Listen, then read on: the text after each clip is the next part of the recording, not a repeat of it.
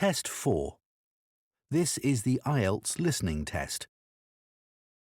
You will hear a number of different recordings and you will have to answer questions on what you hear. There will be time for you to read the instructions and questions and you will have a chance to check your work. All the recordings will be played once only. The test is in 4 parts. At the end of the test, you will be given 10 minutes to transfer your answers to an answer sheet. Now turn to Part 1.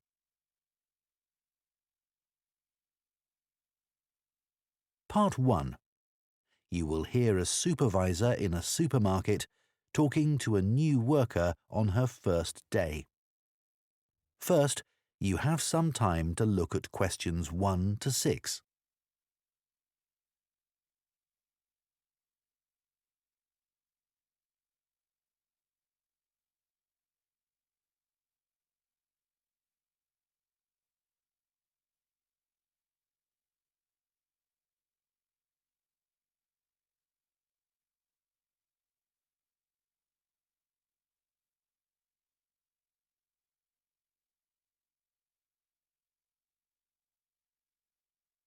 Now listen carefully and answer questions 1 to 6. Hello, Charlotte. I'm Caden, one of the supervisors. Welcome to the team. Hi, Aidan. It's Caden. I'm so sorry. Oh, don't worry. People often get my name wrong. They never know how to spell it. It's Kaeden, in case you ever need to write it. I'll try and remember. So, there are a few practical things you need to sort out this morning. Then I'll show you what you're going to do today. The email I received said to go to the front desk to show my letter of appointment and pick up my badge. You'll need that for the staff room and other areas of the supermarket where shoppers aren't allowed. So, after you've finished at the front desk, I'll take you to the staff room. Put your coat and rucksack in one of the lockers there. Take whichever one is free. Will I have a key? Yes, try not to lose it. At the end of the day, leave it in the door for the next person to use. Will do. You also need to go to the HR department to see Tiffany. She's really helpful. I was told to bring my passport with me. HR need to take a note of the number in it. That's right. Or you can show your ID card. I don't have one of those. OK. Tiffany will give you a uniform. They have lots in different sizes, so you just tell her what you need. I won't come with you to HR. I've got to go and sort something else out. Problem with a bread slicer. Is the HR office near the staff room? The staff room's on the 1st floor, and HR are a couple of floors above that, on the 3rd floor. There's a staircase outside the staff room. OK. When you're finished with HR, come and find me in the bakery section of the shop. I'm looking forward to getting started. I'll just give you my phone number in case you can't find me. Have you got your phone there? Yes. OK. Ready? It's 0412 66 5903. OK. Done. Before you hear the rest of the conversation, you have some time to look at questions 7 to 10.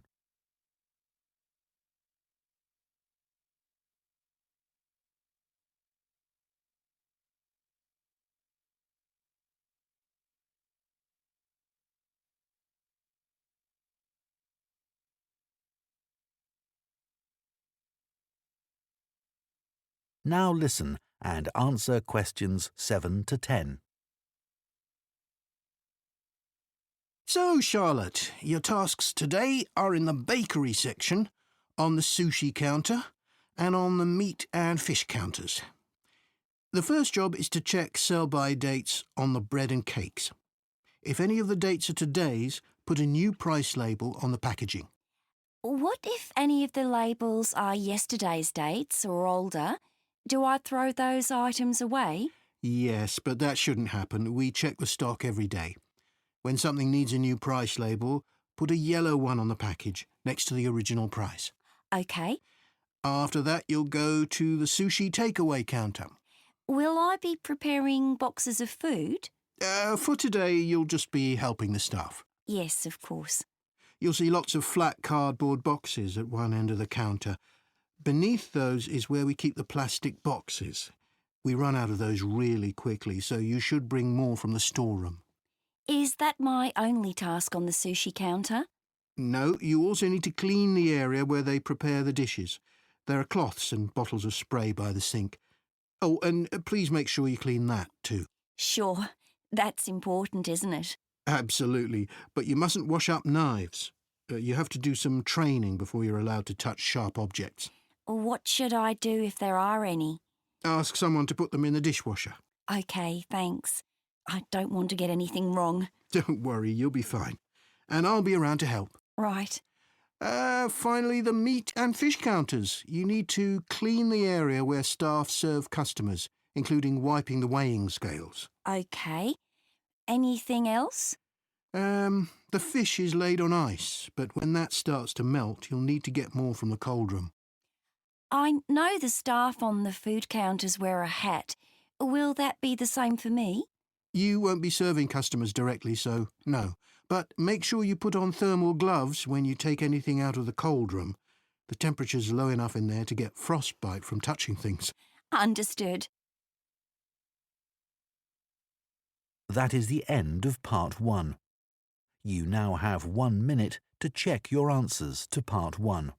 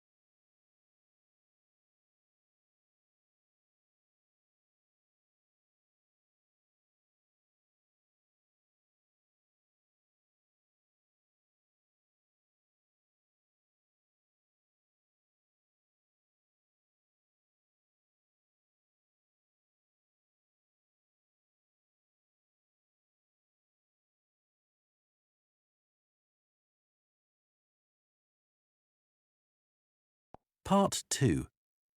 You will hear a podcast by a running coach giving advice about taking up running and giving information about her club. First, you have some time to look at questions 11 to 14.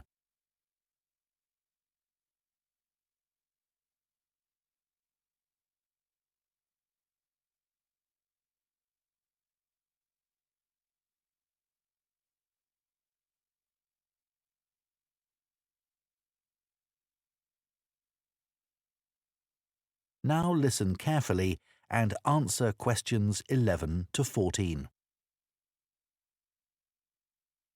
My name's Liz Fuller and I'm a running coach with Compton Park Runners Club. Welcome to my podcast. If you're thinking about taking up running, I'm here to help. There are many training programs available online which aim to help people build up to running 5 kilometres. Some of them are great, and thousands of people of all ages are taking part in 5-kilometre races across the country as a result. People like them because they're easy to follow and don't push them too hard. However, they don't work for everyone, especially if you suffer from something like a heart condition or asthma, because they're aimed at people with average fitness and running ability. Another thing is that everyone is different, and if you have any specific questions related to your needs, there's no one to provide any answers. I have a couple of simple tips I always give to new runners. I expect you've been told to run very slowly until your fitness increases. Well, I find that can prevent progress. You should run at a speed that feels comfortable, but time yourself and try to run a bit faster each time. Listening to music can be very helpful. It takes your mind off things and helps your body get into a rhythm. I'd say that is better than running with a friend, especially as most people are competitive, and that's not what you want when you're just starting. I don't think the time of day is especially important. Some people are better in the evening, while others are morning people.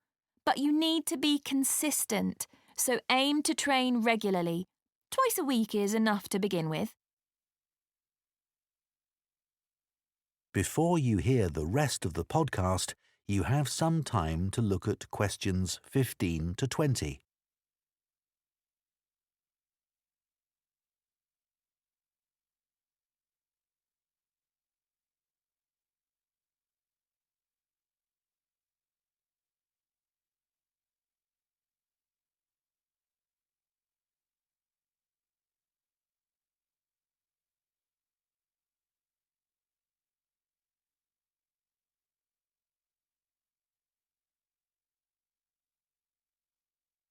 Now listen and answer questions 15 to 20.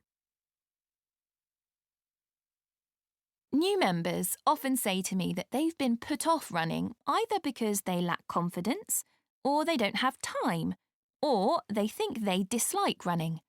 Kerry, for example, joined the club 2 years ago at the age of 40. She'd always enjoyed running at school, but wasn't sure if she'd be able to do it. She was worried about being left behind and being the slowest runner. But she says she was made to feel so welcome, she soon forgot all about that.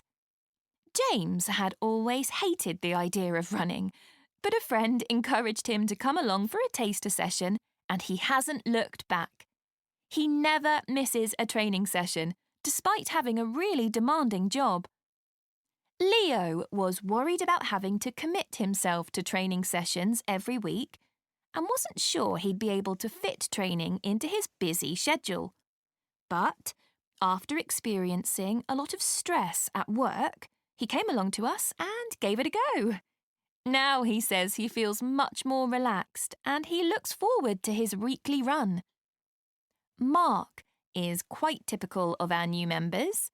He's never considered himself to be a sporty person, and it was only when he retired that he decided to take up the challenge of trying to run 5 kilometres.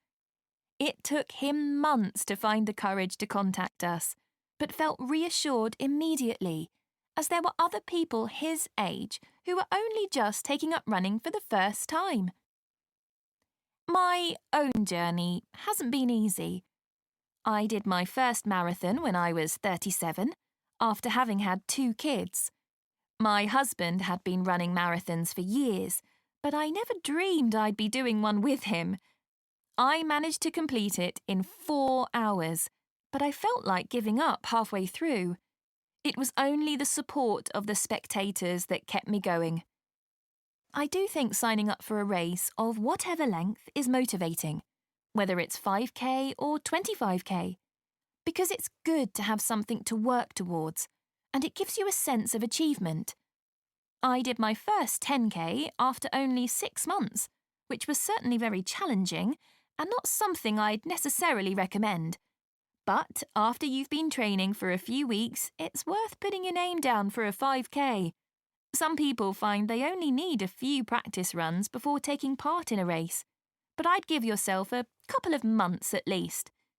Well, I hope that's given you a really good idea of what... That is the end of part 2. You now have 30 seconds to check your answers to part 2.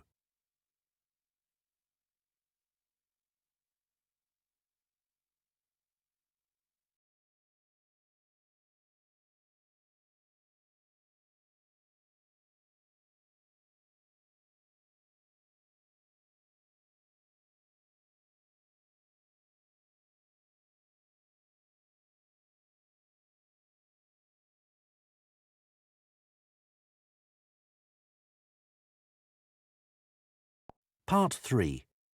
You will hear 2 students called Jane and Kieran talking about books. First, you have some time to look at questions 21 to 25.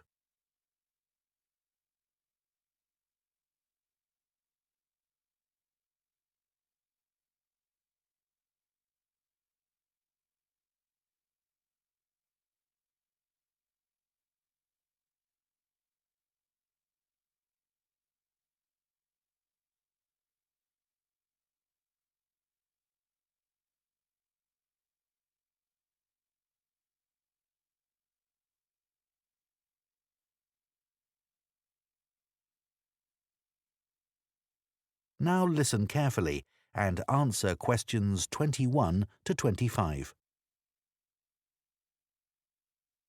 So, Jane, you'll be off to Denmark soon to do your work placement. Yes, I'm really looking forward to it. And I've just started packing up all my books to put in storage. Well, I hope they don't get spoilt. It's okay.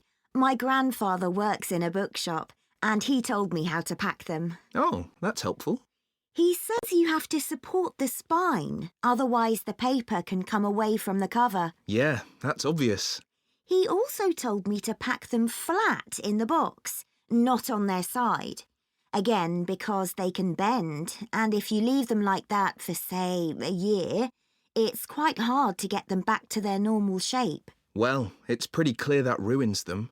But a lot of people just can't be bothered to protect their books. He always says it's such a shame that publishers don't use better quality paper. It's the acid in the paper that causes the problem, isn't it? Yeah, that's why old books go yellow. You know, some of the books my grandfather's given me are like that already. Oh. I should dump them, really, if they're going to deteriorate further, but I'd feel bad. They'll always remind me of him. He's quite a collector, you know. Well, if they're important to you. Yeah, I'd regret just throwing them away. You know, maybe it's because I was taught to treasure books, but I hate seeing students force open the pages of paperbacks. They press so hard they end up breaking the spine. I know. But unfortunately, paperbacks aren't designed to last a long time, and people know that. Hardbacks aren't quite as weak. Yeah, they're different, I suppose. But I still don't think people value hardbacks like they used to. Well, they aren't decorative, are they, like other objects? Plus, nowadays, people don't keep them out on shelves as much as they used to. That's such a pity. When I visit someone, if they have, say, a colourful book on a table, it's the first thing I'm drawn to. I agree. And book covers can be a work of art in themselves. Some are really eye-catching. I've always been taught to handle books carefully. If you watch someone take a book off a shelf, well, they usually do it wrong. Ah, my grandfather says you should put your hand right over the top of the book. Or, if you can't do that, pull the other books on the shelf aside so that you can hold the whole cover. When did you learn all this? He watched me pull a heavy book off the shelf when I was small, and it fell on the floor and broke apart. Oh dear. Oh, I can still remember it. You know what I really like? What? The smell of new books. Me too. My parents used to laugh at me when I was a kid because I loved putting books up to my nose, almost as much as reading them. New books aren't cheap though, are they? I guess we're lucky we can buy them. My grandfather stocks second-hand books as well as new ones, and they don't smell quite as good. Before you hear the rest of the discussion, you have some time to look at questions 26 to 30.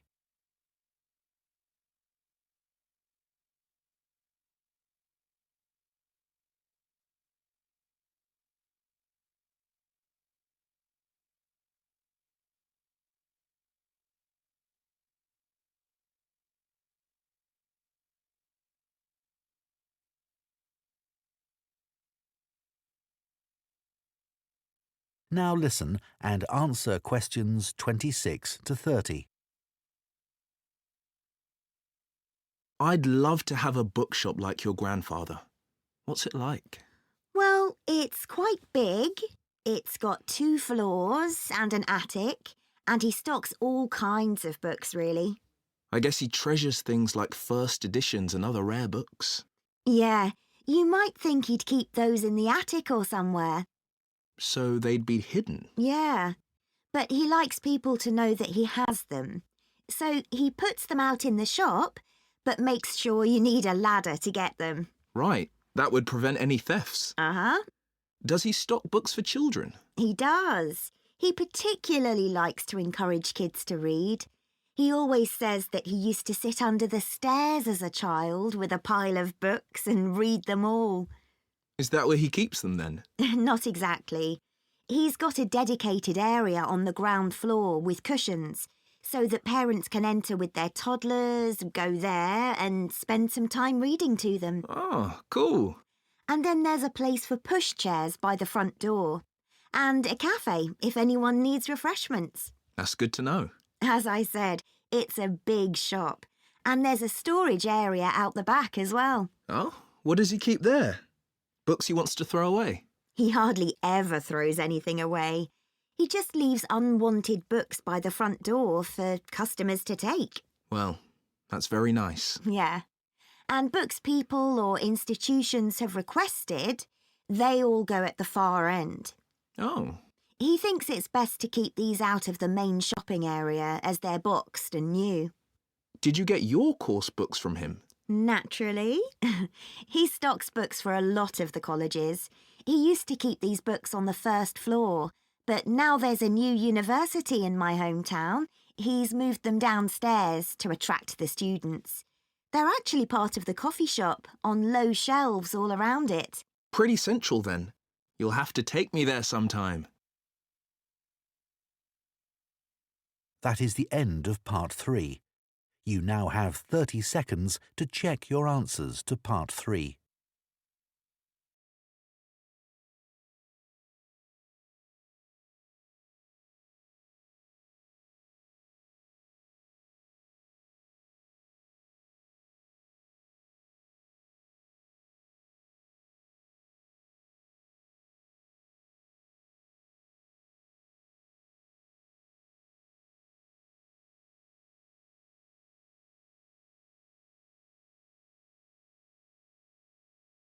Part 4.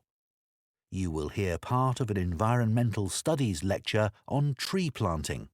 First, you have some time to look at questions 31 to 40.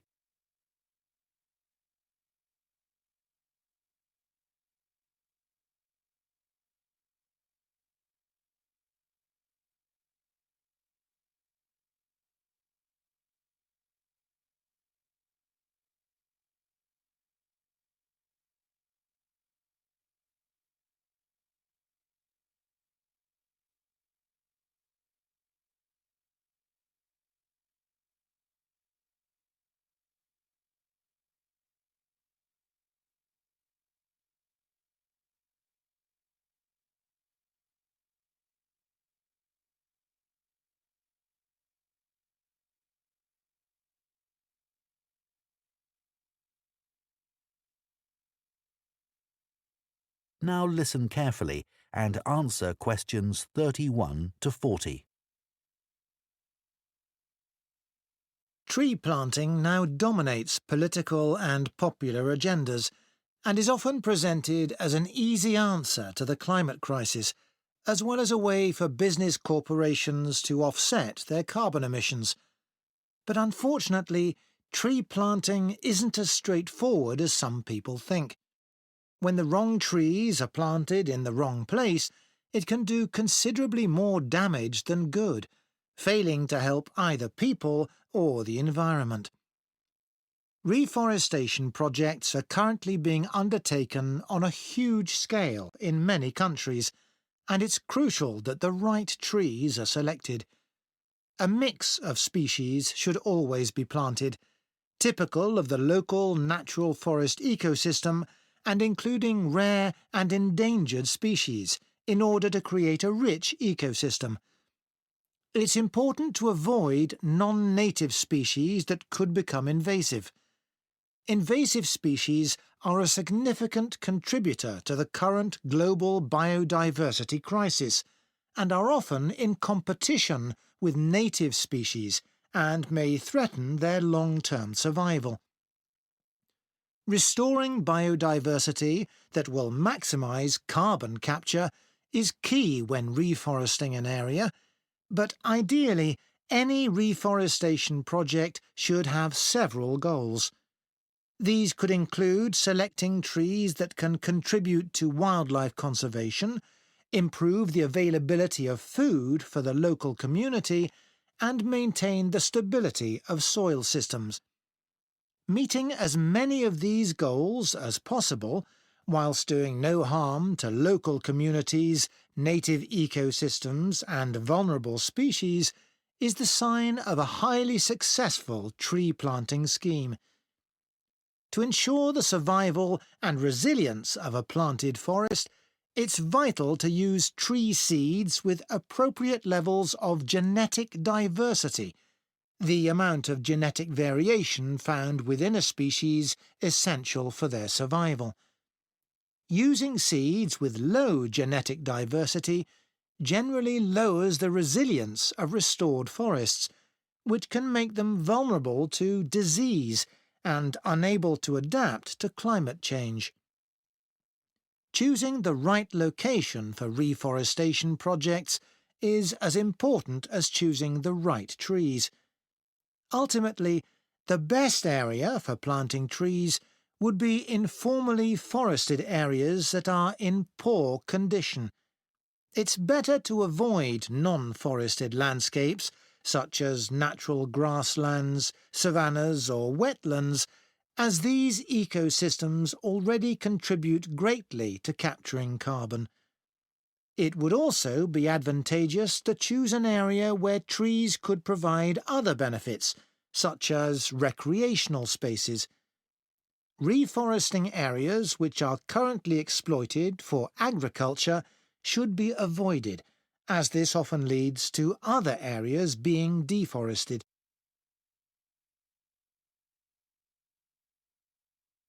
Large-scale reforestation projects require careful planning. Making the right decisions about where to plant trees depends on having the right information. Having detailed and up-to-date maps identifying high-priority areas for intervention is essential. Drone technology is a useful tool in helping to prioritise and monitor areas of degraded forest for restoration.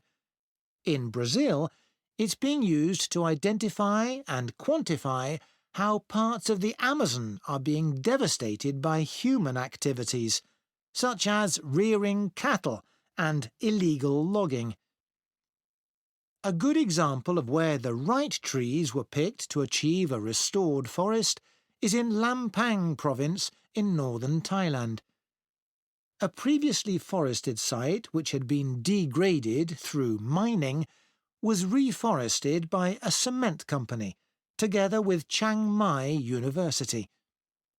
After spreading 60 centimetres of topsoil, they planted 14 different native tree species, which included several species of fig.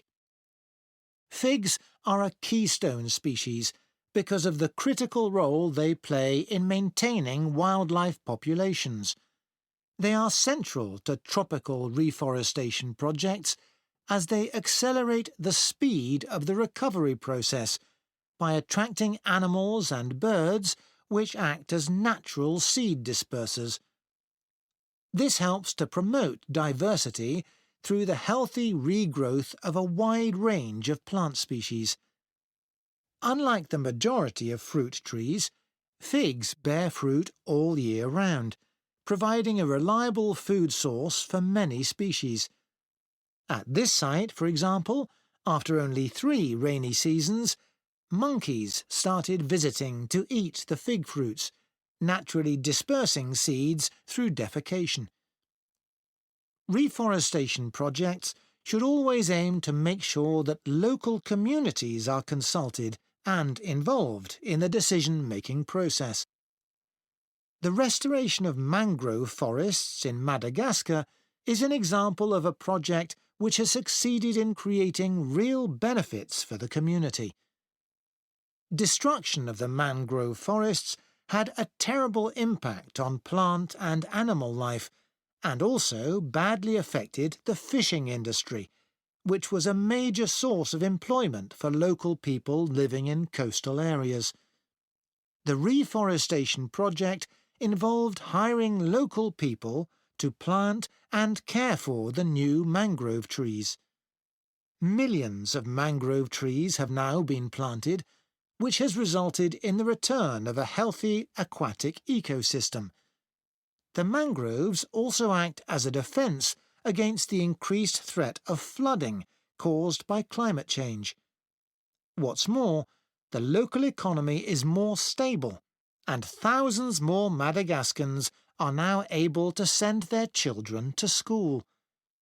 One other important point to consider. That is the end of Part 4. You now have 1 minute to check your answers to Part 4.